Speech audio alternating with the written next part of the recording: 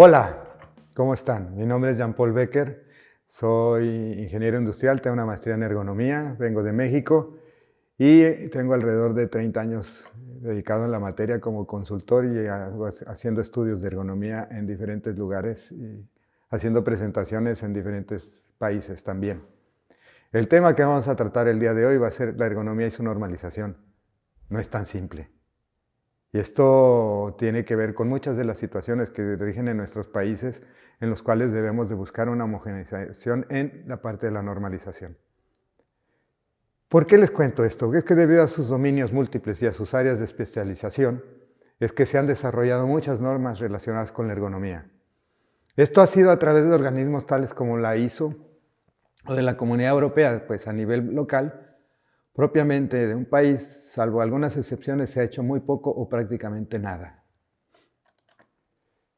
Es por ello que hacer una norma única sobre ergonomía resulta complicado, pues el campo de acción es tan grande que no se podría incluir todas las áreas de interés a menos que fueran específicas a las mismas.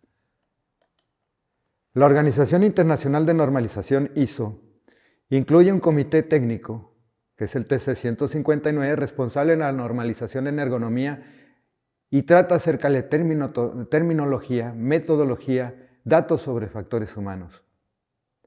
ISO es una organización netamente europea y los países integrantes formando parte de la ISO en los años 70 empezaron a visualizar la posibilidad de incluir o desarrollar el grupo de ergonomía para tener un criterio homogéneo en todos estos países europeos sobre la materia. Fue en 1981 cuando finalmente aparece la primera norma de ergonomía, que es la ISO 6385, que habla acerca de los principios para el diseño de las actividades de trabajo. Sale de la norma que tenían los alemanes y esta norma, ya siendo ISO, empieza a utilizarse por los diferentes países en Europa. Cuenta hoy con la participación de 26 países y se han publicado alrededor de 125 normas repartidas en los grupos de trabajo siguientes. El TC 159, que es el comité técnico que se encarga de la ergonomía, en el grupo 1 habla acerca de principios generales de ergonomía. En el 3, antropometría y biomecánica. En el 4, hablamos de ergonomía de la interacción entre humanos y sistemas. Y en el 5, ergonomía del ambiente físico. Como ustedes pueden comprobar, es un tema bastante importante y amplio. Hay un diagrama en el cual podemos observar que se divide en diferentes subcategorías también. O sea, cuando hablamos, el comité técnico, el 159, trata de ergonomía y tiene 4 subcomités, como los acabamos de mencionar, y dentro de cada subcomité hay un grupo de trabajo. Los que desde el punto de vista de ergonomía para el ámbito laboral, es importante ver, por ejemplo, en el subcomité 1, principios ergonómicos generales, y tenemos los grupos de trabajo que hablan acerca de principios de ergonomía y diseño ergonómico, y principios ergonómicos relacionados con el trabajo mental. Esto quiere decir que está hablando de la parte física y la parte cognitiva. En el subcomité 3, de antropometría y biomecánica, tienen grupo de trabajo de antropometría y otro que habla acerca de la fuerza física humana, en donde se ve principalmente lo que es un manejo manual y límites de fuerza. También tiene una injerencia muy importante para las actividades en el trabajo. En el subcomité 4 se habla acerca de la interfaz, que es lo que llamamos de la ergonomía de la interacción humano-sistema. Son prácticamente 10 mesas de trabajo y hay algunas áreas que son muy importantes para lo que estamos haciendo con una ergonomía en el trabajo. Tiene un área de fundamentos de métodos de control y señalización, habla acerca de controles, habla acerca de indicadores, tiene uno muy específico que son 7 normas que tratan acerca de la actividad y el diseño de los centros de control. Centros de control no solo tiene que ver con las oficinas o cuartos de control, sino toda la creación y la integración de un centro de control donde tenemos que ver el ambiente de trabajo, la organización, las áreas que se deben de disponer, dimensiones, etcétera. Son cuestiones bastante interesantes, sobre todo para aquellas industrias de la transformación o la industria minera, que muchas de sus actividades están regidas a través de centros o cuartos de control. Están estableciendo también lo que es la interfaz, la interacción, y hoy para la parte de diseño nos es muy importante considerar lo que es el diseño centrado en el sujeto, o centrado en el ser humano, como lo están denominando en este contexto de la ISO, y además también poder trabajar con los criterios para la usabilidad y la accesibilidad del ser humano en los diferentes tipos de actividades que vaya a desempeñar el ser humano. En el trabajo, pues obviamente hablamos la usabilidad, quiere decir que pueda ser utilizado por un grupo de trabajadores, por eso hablamos del diseño centrado en el trabajo. Bien. En el quinto subcomité es ergonomía del ambiente físico, y cuando hablamos del ambiente físico pues tenemos que ver mucho con ambientes térmicos, ambientes integrados, ambientes para personas con requisitos especiales y la calidad del aire percibida. Muchos piensan que la parte de vibraciones es algo específico, ergonomía sí tiene que ver con ello, pero algo que tenemos que ver mucho es el ambiente térmico, la temperatura en la cual se está exponiendo el trabajador y cómo está trabajando en esas condiciones, ya sea a temperaturas abatidas, bajo cero, frío, o temperaturas extremas elevadas, como puede ser en una fundición. Bien, esto es parte de la pequeña semblanza de lo que está haciendo ISO. Normas importantes, hablamos de la ISO 6385 que mencioné en un principio, la primera publicación de esta norma en 1981, y ha sido revisada prácticamente 3 veces. La más reciente es 2016, habla acerca de principios ergonómicos en el diseño de los sistemas de trabajo. Otra norma importante para nosotros, la 7250, parte 1 de 2008, que habla acerca de las medidas básicas del cuerpo humano para el diseño tecnológico, que esta parte 1 define y establece los límites de la medición del cuerpo. ¿Para qué nos sirve? Para diseñar las estaciones de trabajo en función de las dimensiones del ser humano, de la población que nosotros estamos utilizando como muestra para ese diseño. Recientes estas normas, del grupo 9241, la parte 11 es ergonomía de la interacción humano-sistema, o sea, la interfaz que les mencionaba yo anteriormente. Y aquí hablamos, la parte 11 tiene que ver con usabilidad, que es la definición y conceptos de usabilidad. Esencial para el diseño de todo lo que nosotros vayamos a estar usando en nuestra vida. Los seres humanos tenemos que disponer equipos que sean realmente usables para el grupo al que está orientado el diseño. La parte 210 del 2019 es esta norma. Es el diseño centrado en el ser humano para sistemas interactivos. El hecho de que en este momento, por ejemplo, yo esté trabajando con una computadora, tengo un dispositivo para mover con el famoso mouse, para poder mover el cursor y poder ver mi pantalla y poder estar haciendo cambio, eso es lo que llamamos un sistema interactivo. El ser humano trabajando con un celular, el ser humano trabajando con un horno microondas, el ser humano hasta trabajando con un tenedor y un cuchillo, todo eso es un sistema interactivo. Y aquí nos habla acerca de cómo debe ser el diseño centrado en el ser humano. La parte 220 habla acerca del contexto de los procesos para habilitar, ejecutar y evaluar el diseño centrado en el ser humano dentro de las organizaciones. También es reciente, es del 2019.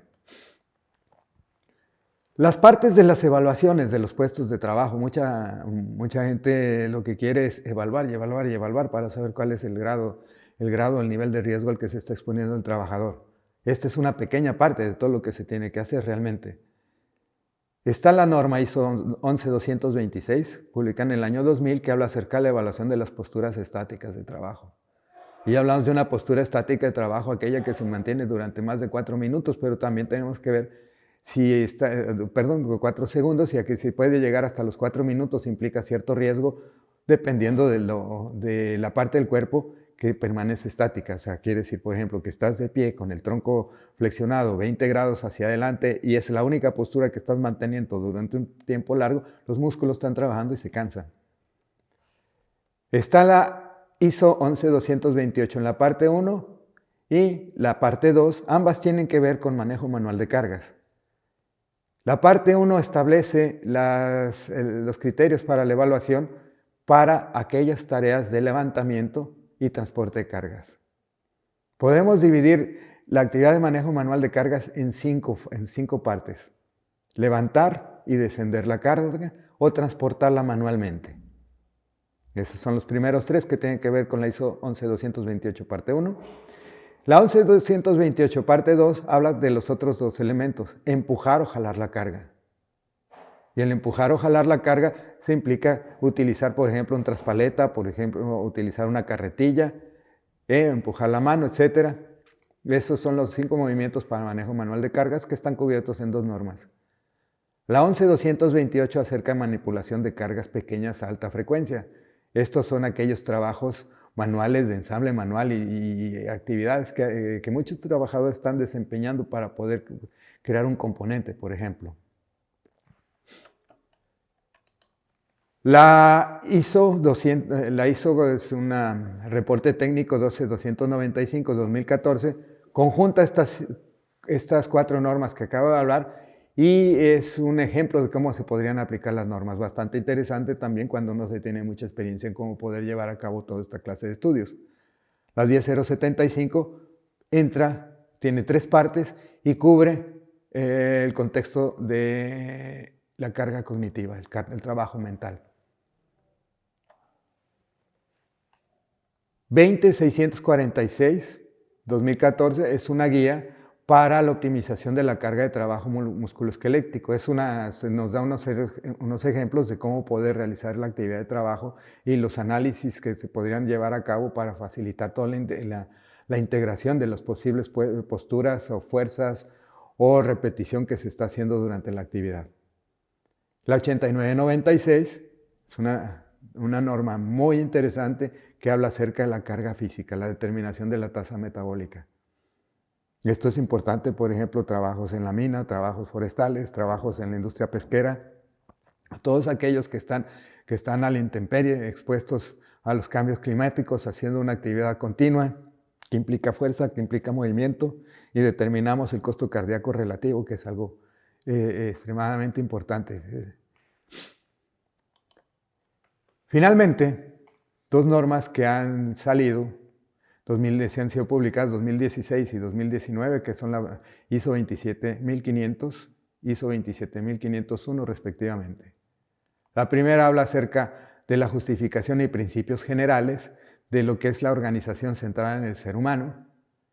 Y la segunda, algo muy interesante, que yo no lo había visto durante mucho tiempo en ISO, que es una guía para los administradores. O sea, cómo organizar sus actividades centradas en el ser humano, que es algo que realmente hoy en la industria es lo que tenemos que ver. Nos vamos más por lo que hace el sistema, lo que hacen las máquinas, lo que hace el conjunto, y después buscamos dónde metemos al trabajador, cuando realmente lo que deberíamos es considerar vital y esencial al trabajador, a la persona, al ser humano, y diseñar alrededor de este sujeto lo que es la forma de trabajo.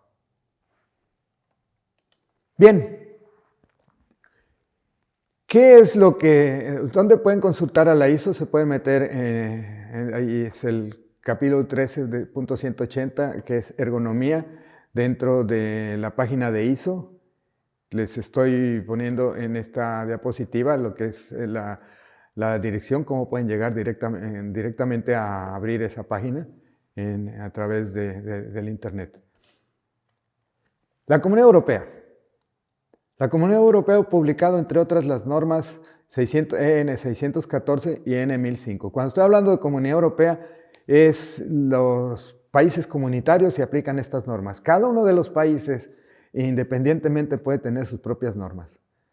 Pero cuando vemos las normas EN, es que son normas que de alguna manera son obligatorias para todo el conjunto de países de la Comunidad Europea.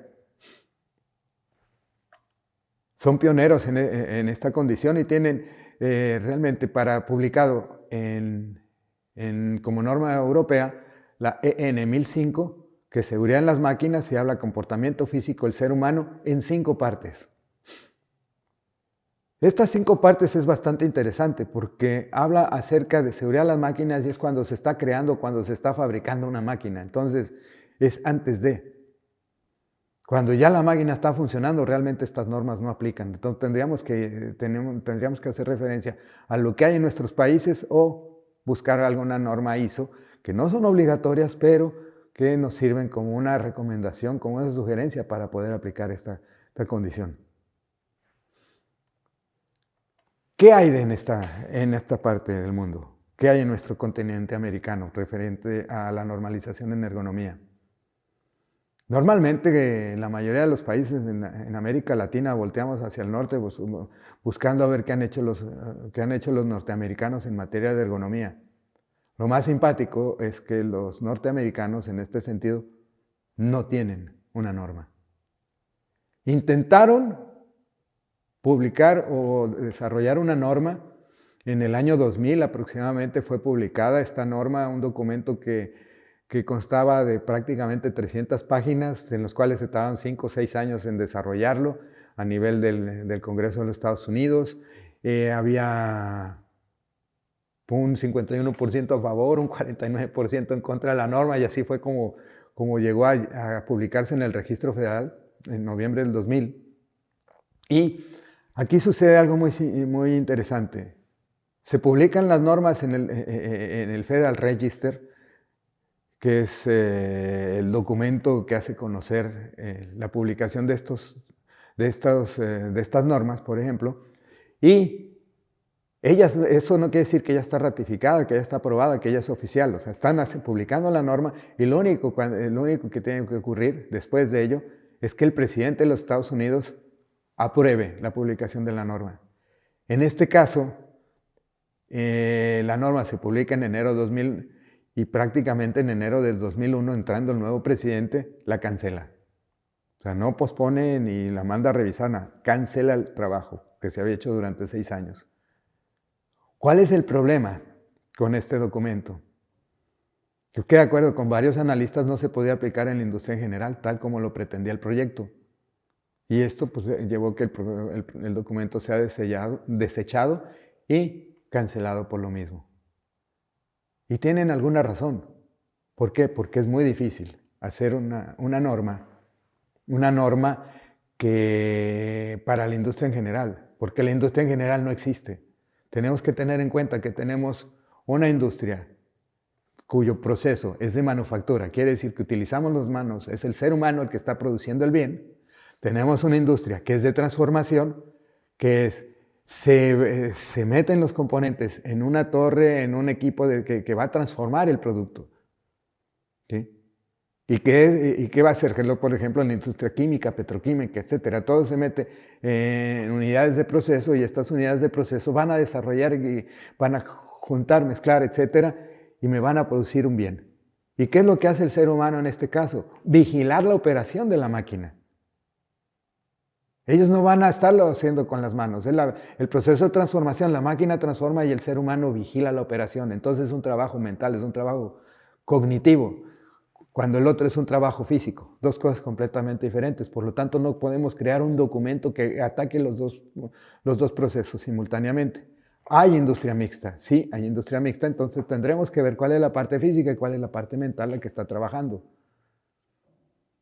Y ahí es donde a veces no entendemos el por qué las normas no pueden ser aplicadas como uno quisiera, sobre todo en el área de ergonomía. ¿Qué hacen los Estados Unidos hoy en día? No tienen norma, pero se rigen bajo una cláusula que está dentro del acta de OSHA, y esto le llaman la cláusula general de las tareas, y lo que dice que el patrón deberá proporcionar a cada uno de sus empleados un trabajo y un lugar de trabajo libre de riesgos reconocidos que causen o sean capaces de provocar la muerte o daño serio en los empleados. Eso es lo que se hace en Estados Unidos. El primer párrafo. No hay una norma, pero sí establece, tu patrón debes de cuidar a tu gente.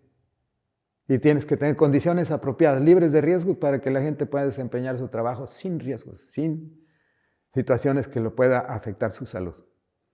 Eso es lo que tienen los Estados Unidos. Los canadienses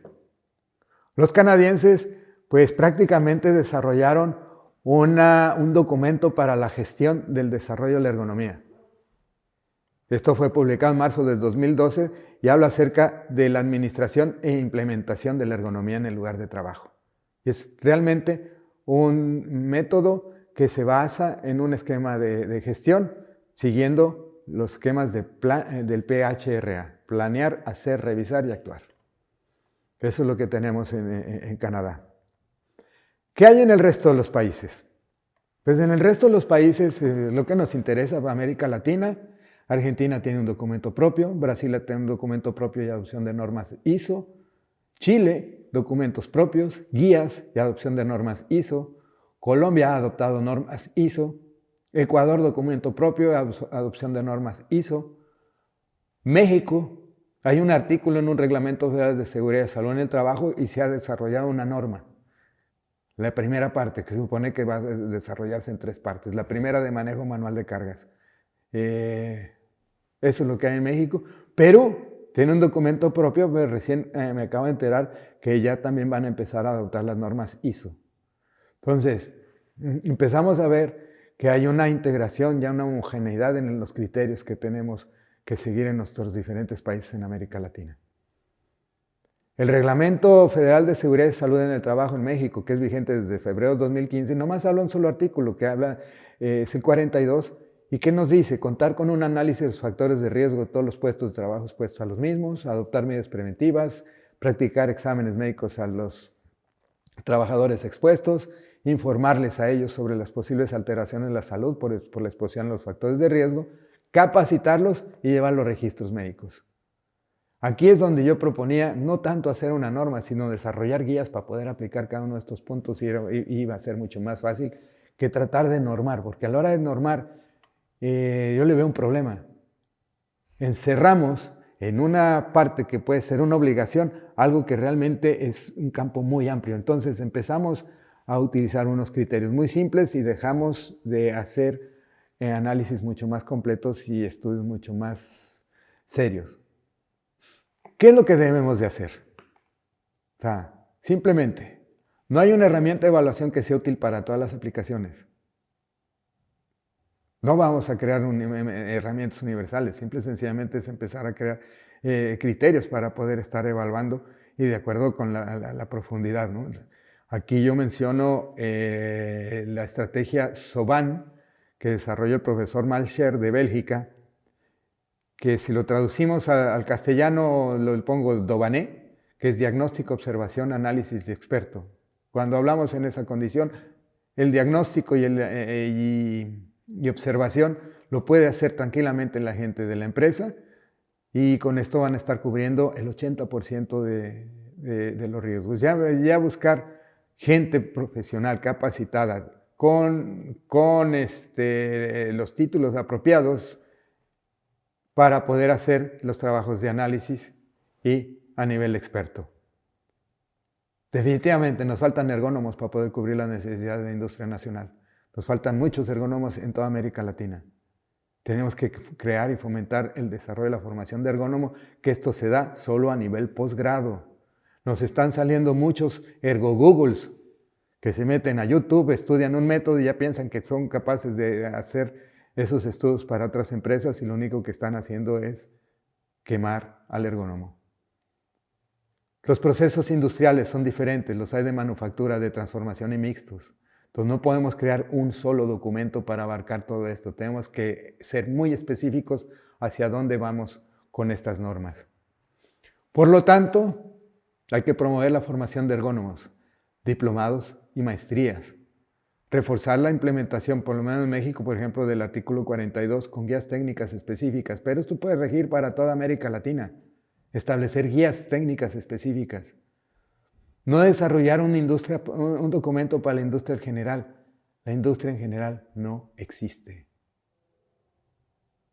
Y definitivamente, ¿qué les puedo decir? La ergonomía no es la aplicación de un método y ya. Es una herramienta para la mejora continua, por lo que se establece como un proceso a largo plazo. No implica más trabajo, por el contrario, es una manera diferente de hacer el trabajo. Muchas gracias.